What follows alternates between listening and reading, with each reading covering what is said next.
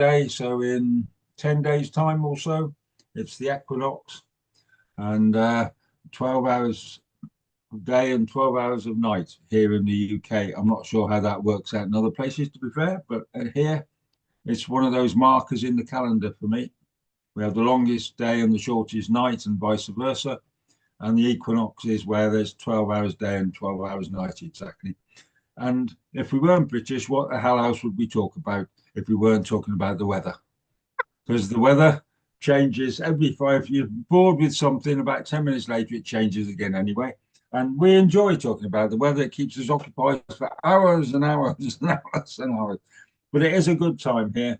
And I went down, I've got a new app on my phone that records the bird songs. So when I'm sat in the brook down at the bottom, and there's all linnets and tree creepers and woodpeckers and all sorts of stuff down there. So I had an happy hour or so this morning just listening to all the bird song. First thing, about 8 o'clock in the morning, which, as always, reminds us always of a story. So I'll start tonight. And then I think I've got my trusty pad here and everything. So if I go to Keith, who goes second, and we've got Keith from Wolverhampton and not Keith from Lincolnshire. And Keith from Lincolnshire always comes, so I'm missing him already. Then Baba, you go after Keith, and that'll be the three of us. I'm third. You're third, yeah. Okay. Third out of three, last but very much not least. Okay. So okay. Some of the Americans may be late catching up. We just went on daylight saving time, so we got thrust forward an hour. So at 2 o'clock and 3 o'clock, and some people may not have made their made that adjustment yet. Oh, well, our clocks, we move our clocks at the end of this month now. Europe always, because there's so many countries in Europe, is one of the things when Europe started talking to each other instead of killing each other in about 1980. One of the things they did do was to make sure that all the clocks changed at the same day. Right. Because it would start about now and it would finish in about the second week of April. Like Poland would move an hour forward and Greece would move an hour back, and stuff, all that kind of stuff. So we all just move on the same day. The airlines think it was absolutely wonderful. It was an absolute nightmare before it really was. So. But I think it's about the end of March time. I think we actually moved the clocks. We're trying to do away with it here in the States because it doesn't really serve the alleged purpose it was supposed to. And it's confusing. I think we have 3 states, don't ask me which ones, here that don't observe it. And then on top of all that, we have 5 different time zones in the United States. So it gets confusing. Yeah, so we're pretty much the same. But I can remember when I was a little boy, it stopped. And you had kids up in the Highlands of Scotland. And to go to, it didn't get daylight till about 10 o'clock in the morning, Whoa. and stuff like that, So they put it back to how it is, and we've lived with it ever since. So it was supposed to help the farmers originally. Yeah, that's what they say, but it really doesn't. Yeah. Well, nowadays they're all sat in cabs, very expensive cabs on top of tractors with £100,000 worth of videos and seats that go up, down, and FMs and all sorts of things, and computers to do all the work for them. So anyway, yeah. I know lots of farmers, don't worry. Right. I will start. Let's start. Because I'm sure everybody has heard of a fella called God. Now, when I say a fella, nowadays we all know that it could happen to be a black woman or whatever it is. It doesn't matter what it is, or what it looks like, or what your vision of it is. But there was a fella called God years ago, and he created the whole of the world in 7 days, according to the Christians. Well, he actually did the whole lot in 6 days, and on the 7th day, he took a deck chair, came up to the top of the Wenlock Edge, sat in his deck chair, picked up his newspaper, got himself a glass of Herefordshire cider, because that was always made in paradise, and he liked drinking it. And he sat there and he thought, it's been a busy week, but it's been well done and everything is looking good. And a little grey thing flew over. And there's a little grey thing, and it just had two wings, and it didn't have a beak, and it didn't have any legs. And he looked up and he said, "You come here." And the little thing come and it landed on the palm of his hand. And he goes, "What are you?" And he went, mm-hmm. And he looked at it sideways and goes, "Well, you're a bird." And he went, mm-hmm. And he went back into his heaven. And in the back of the heaven, there was a great big basket of legs, a great big basket of beaks, and some paints and some paintbrushes. And he said, "I forgot to paint all the birds.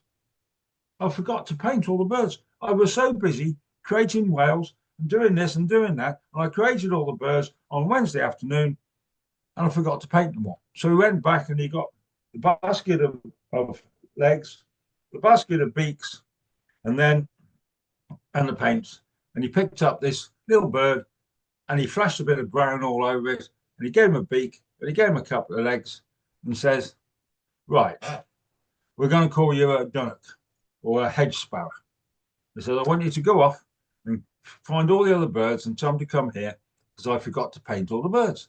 So little hedge sparrow, called a dunnock sometimes, if you're posh, flew off and he found his mate, the sparrow. Then, if you're ever telling this story, because there's just a few of us here, get this lot out first, particularly if you're in a school, because he came and found all the tits. Because there's the great tit, the blue tit, the black cap tit, the long-tailed tit, and there's a marsh tit. And he came and got all those and he painted them all up and everything else. And then the robin came along, then the starling came along. And all the birds, they were all in a long queue. And they was absolutely loved to see. Then all the thrushes turned up because there was the redwings and there was the fieldfares and the thrushes. And then the blackbirds came along. And each one, he picked up the little legs and he picked up his beaks and he painted them all over and said, "Go and find all the other birds." Then all the woodpeckers turned up. They all came at once, for there was a greater spotted woodpecker and the greater spotted woodpecker. And then there was a greater, lesser spotted woodpecker and a green one. And he painted all them and everything else. And then all the finches turned up. So he did all the linnets and all them and did all that, goldfinches and everything else. And everything was looking good and he was beginning to enjoy himself. He had a sip of cider. He put his little hat on, got himself an easel, and one of those palette things for mixing up paint. He got one of those out and started that, and then all the birds came out. And there was a great big long bird list queue of all the birds from the British Isles Celtic forests, and a great big long line. And then the golden eagle came down. Well, the golden eagle, he was brought up somewhere that's not British because he didn't queue. He just came straight to the front and he knocked the front people out of the way. Said, "I'm the king of all the birds. You have to paint me now." And God said, "Oh, would I?" So he picked him up by the scruff of his neck and he just held him up like that. And he splashed it all over. So we got Omar coming in now. He splashed him all over and he put some gold on the top and everything else. And he flecked him out. He said, "You'll do." And he threw him up. And if you look at a golden eagle today, round the back of his neck, he's got a few little feathers that are crushed and all just stick out like prongs. And that's when God grabbed hold of his neck and told him to sit still. And then the queen of all the birds turned up. Now the queen, she's gentle, and she flew in and she just landed, and God gave the swan two little paddling feet and a lovely yellow beard, and he painted her all white. And he said, "You're lovely, the queen of all the birds. You go and find another place and all the other birds." And soon all the birds in the Celtic forest, they'd all been painted. Now the last one from the Celtic forest, with little starling, was a scruffy little fella. He just scrubbed, and he said, "Go down the rivers and go and get all the other birds, and go down and tell them when you get to the sea, someone to go and get all the birds from across the seas." So he found a couple of his pals, because they always go around mob-handed, and they went down to the River Severn, and he went around all the kingfishers and all the moorhens and all the ducks and all the seagulls and all the other birds that live anywhere near the water of the river. He got them all, and they all came up, and everybody was coming up, and was coming round, and he was sitting in a long queue, and God was sat there, and he was painting them all and everything else. And then there came to be an albatross, and he painted the albatross all over, and he threw him up and said, "Go over all everywhere. Tell them all they've got to come here." And so the albatross did. They went all in strange places like New Zealand and Australia and Canada and Singapore and Hong Kong and Hawaii and places all over the place. So all the birds came. And the very last thing he did with the starlings, they went over across Africa. As they come over Africa, they got the phoenix and they got the cuckoos and they got everything else and they brought them all. And finally, the sun was just going down and Goddy looked round and the queue was lessening and the queue was lessening. And it was just as the sun was going down, there was nothing there at all. And he said, oh, he said, done it. Isn't that cool? And just then, just before the sun, another grey one came in. It was a grey little bird and it had wings and it didn't have any legs and it didn't have a beak. And God, he said, he went back and there was one set of legs and there was one beak and he sorted them all out. And the grey little bird went, don't leave me grey for eternity. Give me some colours. Give me some colours like the cuckoo and all the others and the canaries and all those birds. Just don't leave me little grey bird. Well, God went back into his can and he looked through all his paint cans and he looked through all of his paintbrushes and he looked through everything and he came back and said, all the paint pots are dry and all the paintbrushes, they're all dry as well. I have no colours to give you. And the poor little bird went, please, please, please, please don't leave me just like this. Go and have another look, please. Well, God went back in and he picked up the brush he'd used to paint the golden eagle. And on one of the strands of the brush, there was a tiny, tiny little globlet of gold. It was tiny, it was just soft enough. And he said, I could use that. And he picked up a little hair and he picked up and he came back and he said, open your mouth out and let me see your throat. And the grey little bird opened his mouth up and God went in there and he painted the throat. And he said, you're going to be a grey little bird. No one's going to know where you are and no one's going to see you much. But when you sing, everybody will stop and listen. And that's how the nightingale got its song. There you go. Now that comes under a proper traditional story from the British Isles. That one does, definitely. Right. So I don't often tell stories myself here. It's nice to tell one myself. Right, here we go. So I'm going to go to Keith and then to Baba. Well, Waleed put a note in. And then Omar, I can see. Hello, Omar. Can you see me? Yeah, you're going to do one after Baba. Well, I think Omar's preparing the iftar. So I'm just wondering, could you tell us? Yes. When I can tell you before Baba see because I need to go. Yeah, that's what I was trying to tell everybody. No, Omar, if you need to go, Keith and Baba won't mind. You go straight away to make sure you get one. Absolutely. We'd much rather listen to you and listen to us. Come on. Okay. Thank you so much. Perfect. Yeah. So shall I go now? You go now. Yes. Yeah. Perfect. So, how are you? We're all fine. How are you? I'm good. So, the story goes like, ladies and gentlemen, once upon a time, there lived a king. And this king used to have a friend. And this friend used to call him, it's good.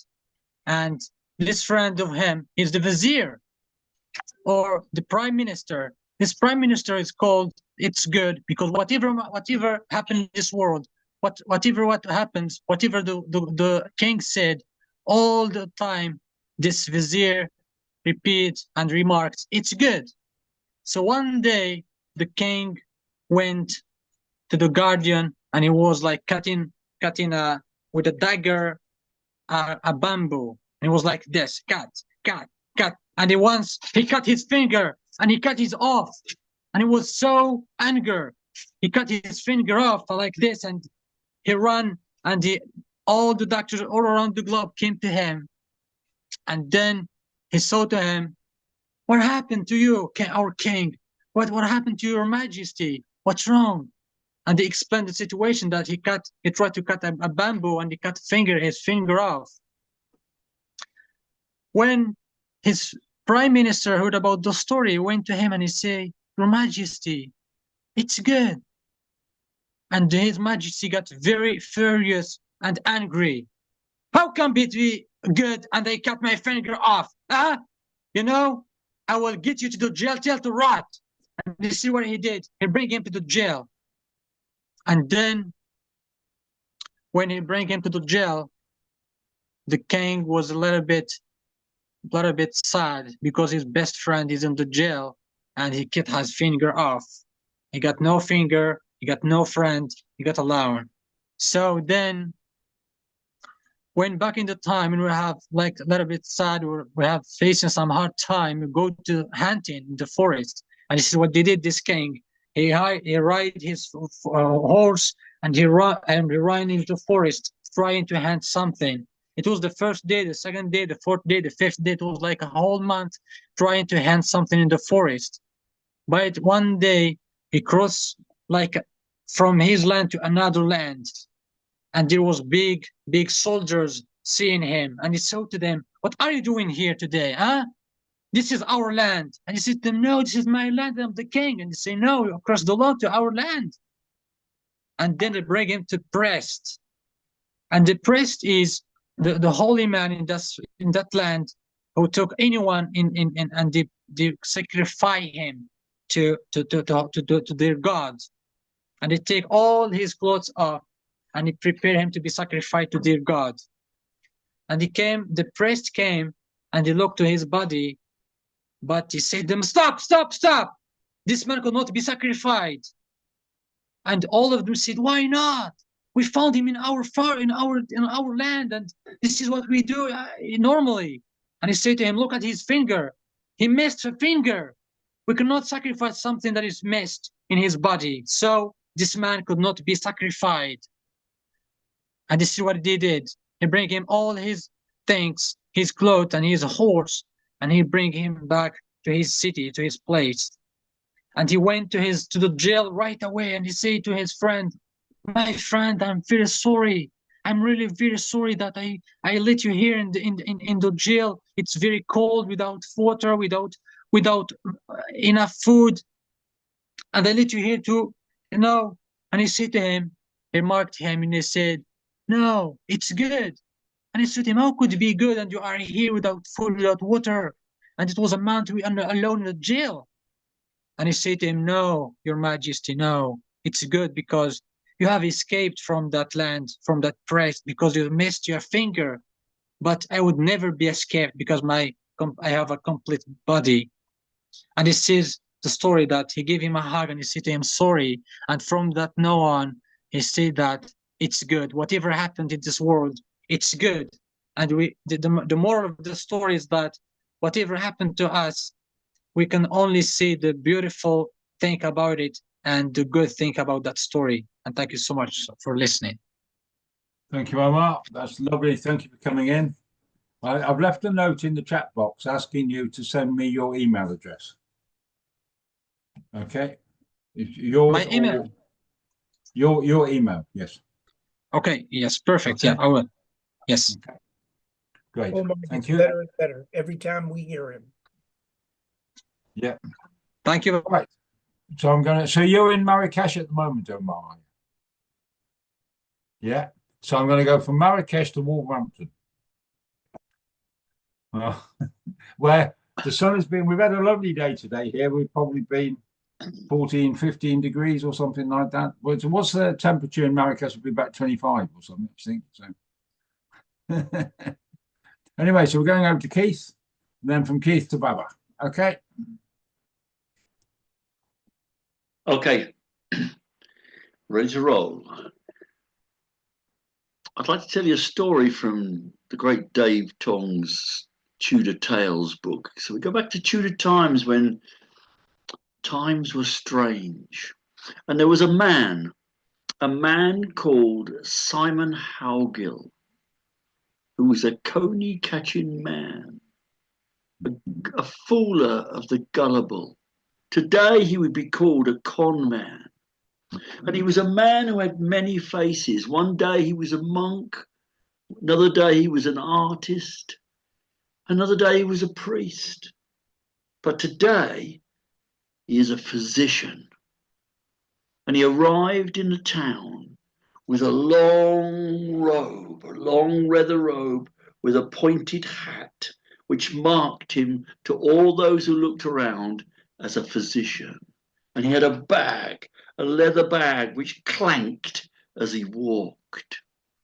And he took a room in the local inn, and he told all who would listen that he was the greatest physician in the whole of the country, and he could clear the sweating sickness, the pox, the falling sickness, balls, anything they could name, he could cure. And the local people were impressed. For even like today, doctors have a mystique about them. They know stuff we don't know. But word spread to the local hospital, where the director was at his wit's end. For though the place was full, no one was ever cured. So he sought out the physician, not realizing that this was part of his plan. And he met him in the inn, and they ate and they talked. And the physician repeated his great skill at curing the sweating sickness and boils and the pox and the falling sickness. And the list went on and on. And the director of the hospital offered him 50 silver coins to cure the people in the hospital. And he agreed, and he said, even more so, if not one person is cured, I will take no payment. And the director was impressed by this. Of course he was. And the next morning, they put the physician, the bogus physician, into a room with a desk and sheets of paper and a quill.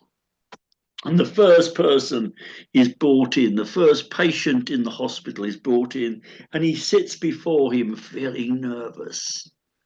And the physician scrubs his chin and says, list your ailments. And the man goes on and on about this part of his body and that part of his knee and that part of his head. And the physician nods and he scratches notes on the paper, and he looks very learned. When the man has finished, he touches his nose like that and says, you have got a lucky face. I like you, and I'm going to tell you a secret. And the man is all ears. He said, I can make a potion to cure everyone in this hospital. Whatever they're ill, whether it be a backache or a limp or strange rash on their body, I can cure it. But, and he looks around as though there might be someone listening, and he says, but this is between you and me. For I must find the illest, most sick person in this institution, and I must burn them at the stake. Now, that sounds strange to us, but in Tudor times, people will have seen the consequences of burning someone at the stake, or what little was left. So when the physician pointed out that he would take that brown powder left over from the burning and create a potion and feed it to everyone in the hospital, the man believed him. Problem was, of course, which you've already guessed, every person, every patient brought before him was told the same secret. So when the next day a bonfire was built with a stake in the middle with straps, and the physician stood on a bench, and all the patients were lined up, and the director stood there with his arms folded, watching aghast. But everyone quaked nervously, for everyone had heard the secret. And he proclaimed it again crying, "Step forward. The most sick person in this hospital. I cannot tell you why I need to point you out." And they all shivered. And first, the man with a crooked bat stood up straight. "Not me," he said. "I'm feeling a bit better, actually." And someone with a limp started walking without a limp. And the man with a bad chest took a deep breath and stopped wheezing. And one after another of the patients seemed to shed their symptoms. And not only that, they began to make their way toward the gate, the exit, until there was no one left in the courtyard but the director and the bogus physician. And the bogus physician turned to the director and said, "There you are. There you are, a simple method to cure everyone in your hospital." And the director handed over a leather purse containing 50 silver coins. And the bogus physician made his way out of the town. For we all know over the next 2 days, everyone returned with their wheezes and their crooked backs and their limps. And within 3 days, the hospital was full again, but the director was poorer by 50 silver coins. Thank you. Well done, Tom. It's a lovely story. I love it. Thank you. I really do. Yeah, yeah, absolutely. So we're going to go to Baba. So then after Baba is Lisa Goodwin. I see is there with someone who doesn't look like Lisa Goodwin. But I should know your Max. name. But Max. Max. That's right. It's Max. Well, thank you, Keith. So are you going to do one, Lisa?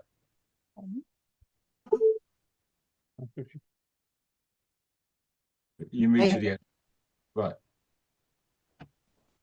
Okay. Okay, over to you, Baba.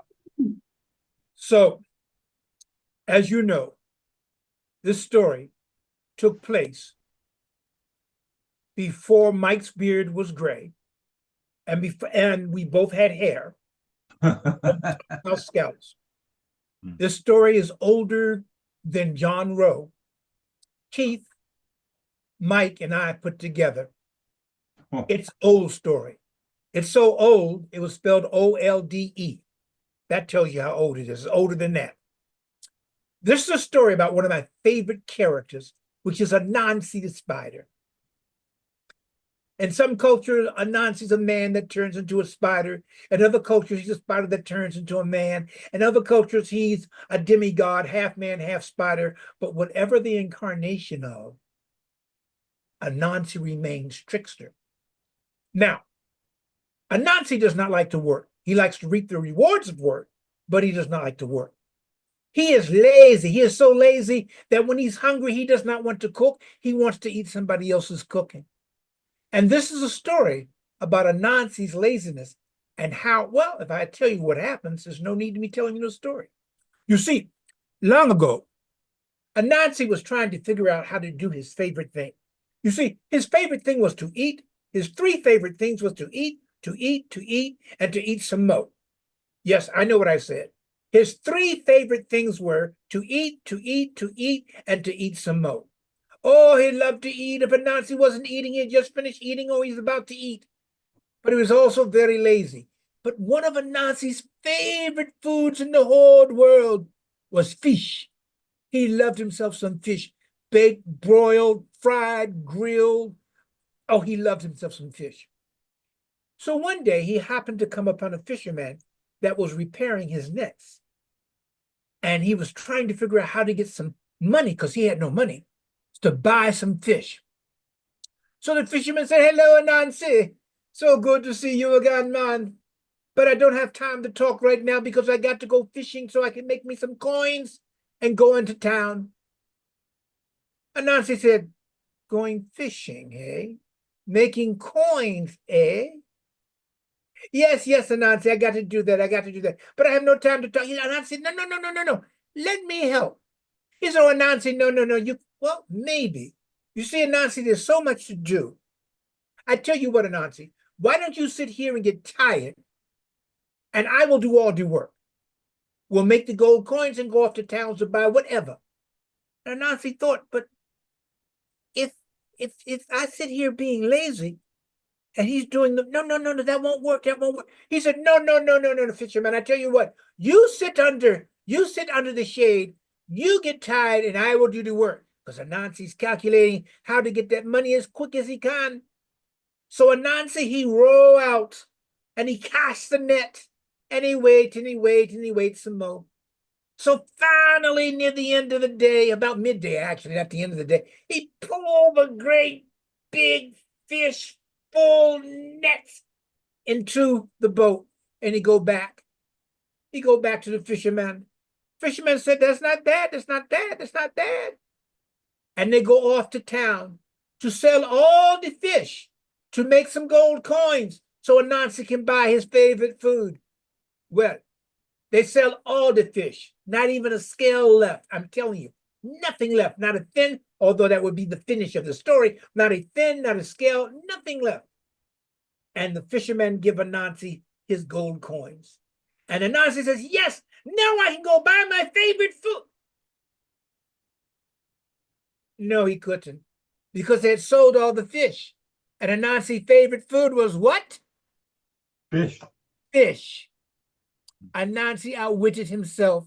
He had a pocket full of gold coins, but he could not buy the food he wanted. Sometimes in life, we are so eager to get what we want, and we think we're being crafty, but our craftiness gives us our own comeuppance. Oops, I stepped on a pin, the pin bent, and that's the way that story went. Asante. Yeah,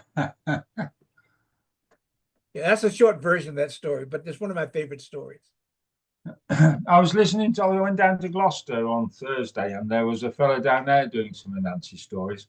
And he told me one where Anansi died. And that is the first time I've heard that. I've never heard of a story where Anansi died. Did he stay dead? Well, I don't know yet. That would be unlike Anansi to stay dead, because he's very crafty, you know. Well, exactly. Yeah. So I think next time I go and see him, Kalashi, his name was, I think Nancy might be around again. But it's a bit like Jack dying. You know the Jack stories? I know some of them by listening to you guys. And there's Jack who's when he's with his mother, and Jack with his girlfriend, and Jack when he's a really old man. But I've never heard of I've never heard yet the story where old Jack died himself, like, you know. Right. Yeah. So it is an interesting one. Anyway, Lisa, now where are you? Where are you geographically at this moment in time? Well, we're back in Marrakesh. I thought you were. Yeah, exactly. I wasn't 100% certain, but I thought you were. Yeah, absolutely. So which Riyadh are you in? We're in Cinnamon at the moment. I've been there. Have you? I've been there. Yeah, place, isn't it?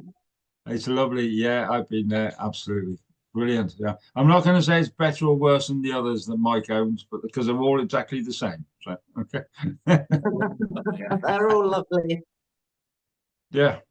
Anyway, are you going to chuck in the story? I will do, yeah. If you're up for it, I've got a poem. Oh, a But it's poem a I'd long love. one, and it's a story.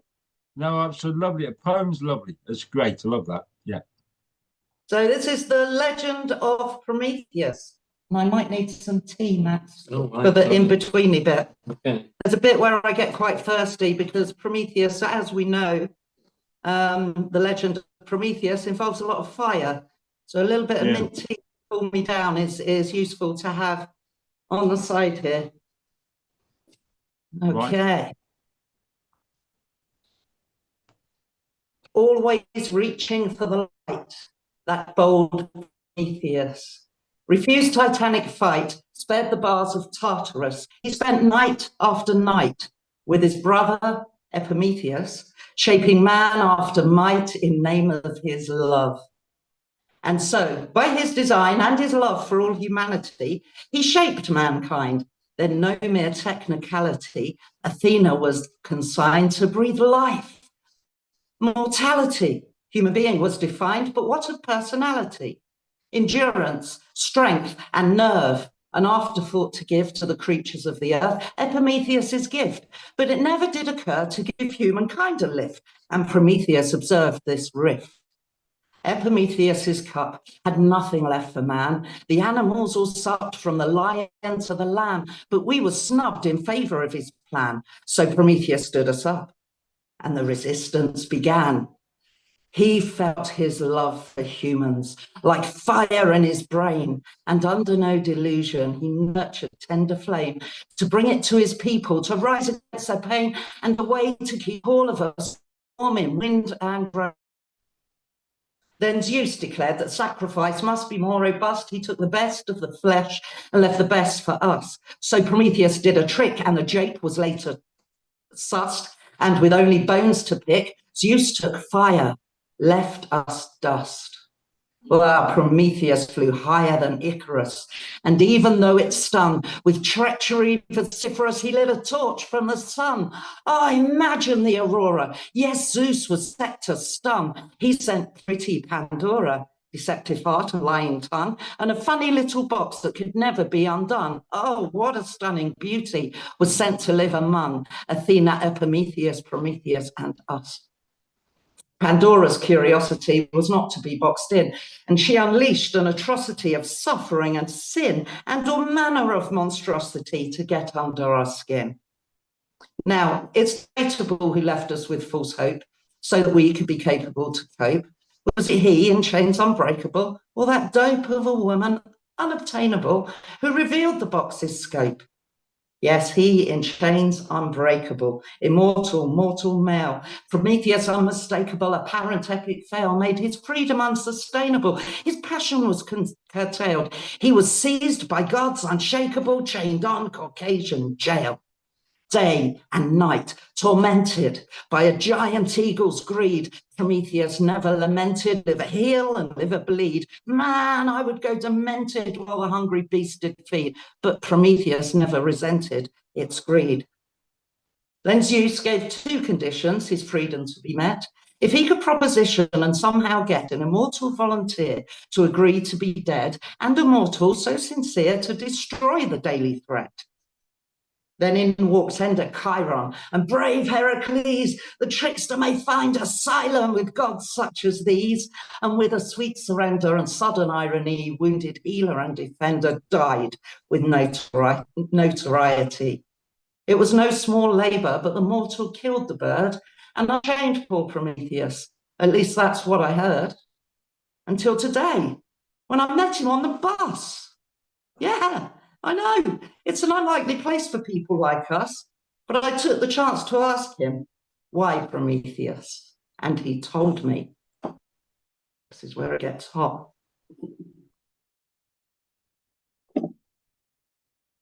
I, Prometheus, wild adversary, thief immortal, paradoxical trickery, I bring you fire. I offer power, bring you liberation to create or to devour. I, titanic traitor, chained unto a stone, bird satiator, cursed to live and die alone. Yes, my fate was always marred, the gates to Olympus barred, permanently scarred, and on what charge? My unrepentant, holy, burning heart. He despised my cunning, he shunned my art. Why? Because I dared. Bound in chains, my Olympic fall from grace. Each day an eagle's feast, my sacrifice to warm your face. Why? Because I cared. And 1,000 Vestal virgins do not do me honor, and 1,000,000 clay-built human still shun the sacred fire. Why? Well, don't just stare. You heard me. I gave up what I got. I suffered and I sacrificed for what? You, yes, you, clay-built fauna in God's image, tormented by Pandora, holding false hopes privilege. I inspired you to take care of your own, to stand against authority, to claim the wisdom gods have known. And now little metal boxes warm your hearts and heal your homes. Orange coiling filaments, light switches, flame disowned. And you choke in the smoke of your ill-fed bonfires, eyes burning acrid, blinded by fools and liars.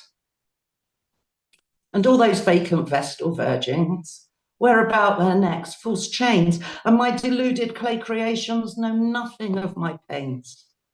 Do you? Or do I judge too quick? Will you awaken from the eternal torture of your soul? Will you break the chains that bind you before your liver is sold? Will you take a sacred flame? Will you keep it pure and clear? Take the power of my prophecy to those who would hear. Will you light a simple fire to sit by with your friends? Will you grasp your sovereignty? There's a planet to mend. Do you dare to burn and sack your gods of corporation? Do you dare to claim back, reinstate your sovereign nation? I, Prometheus, a living mythology, in the darkness of history, I leave with you my mystery. That is the end of the story. Oh, that was lovely, Lisa. Thank you very so much. Well, I've got another name for that. We call it permaglass. You call it? Permaglass. Permaglass. Yeah, I went, Shakespeare's got a play. We went down to see it, and it got nicknamed that. And it's the most boring of all of Shakespeare's plays. I've seen most of them now, but he was in his dotage by then. He must have been an alcoholic and about 90 years old when he wrote that. It was the last one he wrote or something. Yeah. But anyway, I personally didn't like well, it. Anyway, it's lovely. Thank you for popping in. We keep an eye on the program for when this happens, but it's always lovely for you to be here. And I hope you have a really nice time back in Marrakesh, even if you are feeling a little bit lonely now. Oh, it's very lonely. I'm missing everybody, but we have been catching up with a lot of the volunteers, and it's been like the Storytellers Festival, but without the storytellers. So we've been to a university with Omar, we've been to the Henna Cafe and joined in with some classes, and we've been hanging out with some of the volunteers having coffee. So it's been wonderful. But we go home tomorrow, so. Oh, right. So where's home at the moment? Glastonbury. We're heading back to Glastonbury. So Glastonbury, right? Okay. Yeah. So So I met some of the volunteers at 4 o'clock on a Thursday morning, and I'd love to be able to meet up with them again. Went down at the tent and everything else, and I've got photographs. And there were a bunch of young lads. They were sort of 17, 18, 19. I'd love to meet up with them again. So well done for doing all that. So. Yeah. Oh, it's my pleasure entirely. It's been such fun. Absolutely. Right, Avita, it's lovely to Avita, it's lovely to see you here again. You're muted. Can you unmute? Here we go. I'm on my tiny little phone, sitting on a bed, but look at the fancy door behind me. Recognize it? It's adorable. Who was? Oh, yeah, of course it is. No, I don't recognize it. Tell me more. Oh, it's just one of the Marrakesh roads, very close to the Storytelling Cafe, actually. Oh, right. Okay. And I so do. you're in Marrakesh as well? No. No. I've, for the first time, worked out that you can give yourself a background from one of your photos. Oh, okay. So depending on when you move, you can see it when it's a background. I think Lucy often uses the tent. So it feels like we're still there. Yeah, we're getting very techie around here. I must admit, you will notice that my Panama hat at the back of my door has not moved for about 25 years because we haven't had any sun here at all. Anyway, would you care to contribute something? Yeah, I could tell you a story. I was working at it's a healing story, as is my want. It's always for some children or the environment or something. So Yeah. I worked at the Rudolf Steiner School in Australia, and in class 5, they had, I don't know if those of you familiar with Steiner schools, they have a main lesson, and every year they sort of take on, it's usually very Eurocentric, but they do take on India in class 5.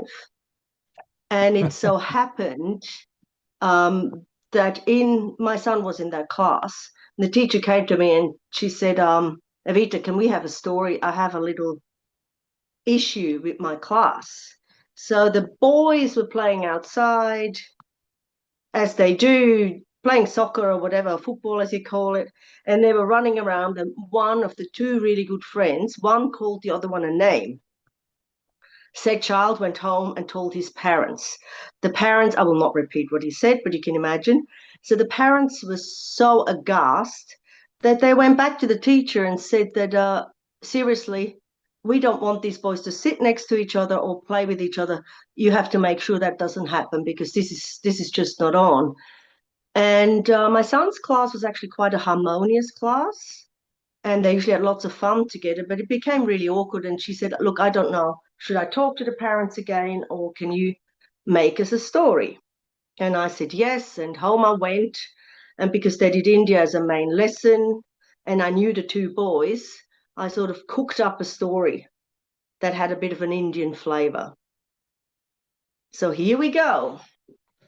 Om Shri Ram Jai Ram Jai Jai Ram. Om Shri Ram Jai Ram Jai Jai Ram. There was a village amongst some fragrant hills where people lived happily and in harmony. There were the doers and the users, there were the thinkers, there were the jokers, there were the lazy, there were the industrious, as it goes with villages. And of course, there was the odd scallywag. And it so happened that one morning the villagers noticed that Goral, the village larrikin, went around dropping funny little sacks, bundles around people's doorsteps. And of course, most people laughed and didn't even give it much notice, because they knew Goral was probably up to one of his usual tricks. Kripal, his best friend, on arriving at home and finding a bundle on his doorstep, he picked it up and he took it inside and he put it on his table and he walked around it, looking at it, scratching his beard, staring at it. What would be in there? One never knows. Should he open it? He did. He untied the little tie and he looked inside. But alas, inside was nothing but a rock, a stone. Now, Kripal felt super vexed. He was not happy. What was Goral thinking? What a silly thing to do, to put a rock as a present in front of someone's doorstep. So cross was he that he tied up that bundle and decided to wear it on his back to remember to be cross with his friend, as you can imagine. So Kripal tied that bundle to his back and he went about his business. But when he saw Goral walk down the street, he would cross to the other side. Kripal refused to sit and eat next to his friend Goral. Kripal refused to work with his friend, and even at offering time, he would not go anywhere near his old friend. People noticed that Kripal wasn't smiling as much as he used to, and that his steps seemed heavy. But of course, life goes on. Every night, Kripal would take that bundle off his back, put it on the table, and just sit there and stare at it for a while before he went to sleep. And every morning, he would tie it back onto his tired back. And this went on for months. It so happened that an old lady travelled through the village, and she saw that young man with his head hung and his shoulders hunched. And she stopped him and she said, young man, what is it that makes your steps so heavy? Oh, it's my bundle, said Kripal, and he took it off his back. What is in it, she said, that makes it so valuable that you carry it everywhere? Oh, I tell you, said Kripal, in this bundle there is oh, yeah. What I'm meaning to say is the bundle contains it's on the tip of my tongue. In this bundle I have a... The old lady smiled, and she said, open it then. So with shaking hands, Kripal undid the tie and opened the bundle, and inside was nothing. Oh, my goodness, what was it, said Kripal, and what made it so heavy? I can't remember what it was. The old lady put her gnarled hands on his and said, it's what you made it, young man. It's what you made it. Now a smile spread across Kripal's face. He picked up the bundle and he tied it up again. He bowed to the old lady and he ran off. Up and down the street he went looking for his friend Goral. Then he saw him. Goral, old friend, I have a present for you. Goral took the bundle. Thank you, Kripal, he said. That's very kind of you. And he opened it and he said, Kripal, there's nothing in here. And Kripal said, oh, yes, Goral, there is. There is the warm hug of friendship. And with that, the two men fell into each other's arms, and harmony was restored to that village. We all are singing harmony, singing in celebration. We all sing in harmony, singing in love. And as you can imagine, that was the story for that class. Thank you. Well, thank you very much. That's great. Yeah, absolutely. Stories that make you think, that comes under. Yeah, I like those. I always like those stories. But the first one for me was years and years ago when I'm 70 now. So we're talking about a long time ago. There's an old Saxon prayer of Vita, and they used to tell it on New Year's Eve. And they used to say, may the year bring you, the year that comes, may it bring you everything you want. And if it doesn't do that, I pray that it will bring you everything you need. And I thought that was a real good prayer from 1700 years ago. I really, so stories that tell, have a meaning to them and things. And we're not preachers. I don't, all my life telling these stories, the one thing I'm not is for there to preach things to people. But sometimes you can bring something from underneath to the surface when it needs to be at the surface, and then it can come back down again and hide where it needs to be until I need to use it again, if that makes sense. Right. Anyway, so we've been going an hour and we're going round once. So do we want to go round? Wally, I think may have put in the chat that he has a story, unless I am sure. Oh, see. Is that right, Waleed? Let's have a look. I have a short story. Waleed, where are you? My friend. Yes, of course you can come and tell a story. Sorry, I was thinking about myself too much and not thinking about everybody else. So I do apologize. And I've caught you eating as well now. Well done, Lucy. Thank you for telling me. So I have a short story. A short story. It's called Zainab and the Hidden Spring. Okay. In a small village near to the Middle Atlas lived a curious girl named Zainab. She loved exploring the mountain and asking questions. So one day, her grandmother told her an old tale in Darija, so Moroccan Darija. And she said, فوق جبل كاينة عين مجهولة اللي لقاها بالنية الصافية كتسقيه بماها وكتحقق ليه أحلامه. And the translate is up the mountain there is a hidden spring. Whoever found it with a pure heart drinks its drink its water, and their dreams will become true. Zainab decided to find it.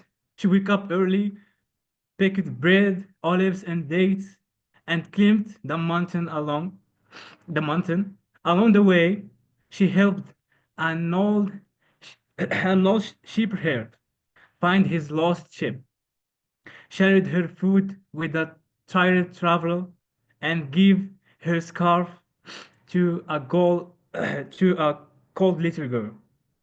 By the sunset, she was she was tired and hadn't found the spring. She sat under the tree, sad and quiet, and suddenly the water bubbled from the ground near her feet. So was the hidden spring. She drank from it, smiling. Her dream wasn't gold or riches. She just wanted her village to have a clean water, and this is the story.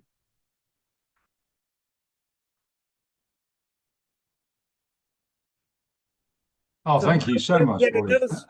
Waleed has another toy, and that is telling stories, because he's an electronic whiz, but he's also a storyteller. Waleed. Oh, I knew we'd get you at some point, Wally. I knew we would. You're too nice a bloke not to be. Oh, that's lovely. Thank you very much for coming and doing that. I really, really appreciate it. And as you know, I think we'll be back here in 2 weeks' time, and you come and do another one in 2 weeks' time, eh? Why not? Yes. Yes, why not? Right. Okay. So, what are the dates for 2 weeks' time? Someone clever tell me, because I haven't looked at them. So, who's got their phones on them? So 2 weeks from tonight. So it'll be the 23rd, I think, is it? We'll be back here doing it all the same again. And we'll get John to advertise it. And Wally, you put it up. You don't need to get John to tell you to put it up. Just put it every fortnight. It needs to go up. Okay. And we'll start. And we'll run it like that until Easter, which is Pâques in French. And then we'll decide what we're going to do for the summer again, like we did last year. Okay. So, Vita, it's lovely to see you again.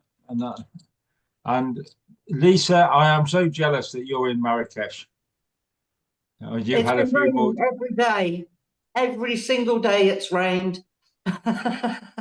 Well, I go up to Whitby Folk Week, and it's rained every day when I'm up there. And the expression is always the same. It never rains if you're in a pub. And it never rains if you're inside. And so the weather is the weather. I mean, if we didn't have the weather, us Brits wouldn't talk about it all the time anyway. So that's okay. Absolutely. Gives us something to do. Gives us something to talk about and nothing else. Right. It's raining from the joy of you being there, but the sadness of the memories of the storytelling festival. So it's a double rain. Yeah, a double blessing. Yeah, I'll say goodbye, everyone. I'll see you tomorrow, Mike. Yeah, see you tomorrow, Keith. Come. Take care, Good to Keith. see you there, mate. Bye, Okay. everyone. Lucy, goodbye, goodbye. Bye. We'll see you next Sunday. Yeah, Lucy, Continue. Evita, I've thank got you to for- email. Right, yes, bye-bye. Lucy, I've got to email you this week about what we were talking about before, and that's all happening. Okay. Great. Have a Bye-bye, good journey bye-bye. back tomorrow, Lisa and Max. Bye-bye. Thank you. See you next time, lovelies.